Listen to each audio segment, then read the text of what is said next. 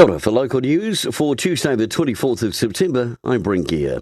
Nominations for the Masterton Civic and Youth Awards are open, and they can be made both online or through a nomination form which can be picked up from the Masterton District Council.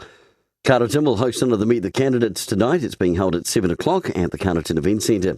And the Pahetua track is scheduled to close today, tomorrow and Thursday, closed between 8:30am and 2:30pm for both on-foot road inspections and minor maintenance to be carried out.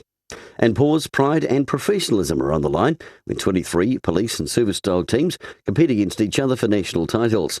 Police, Customs, Corrections, Aviation, Security and New Zealand Defence Force dogs and handlers are selected from local trials and are taking part in the premier event, which began yesterday at the New Zealand Police Dog Training Centre in Trentham and will also take place at undisclosed locations in Upper Hutt and South Wairarapa.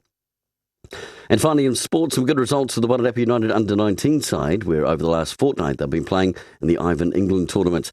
So far, they've had 3 wins and a draw with 1 weekend to go. For local news and sport, I'm Brent Gare.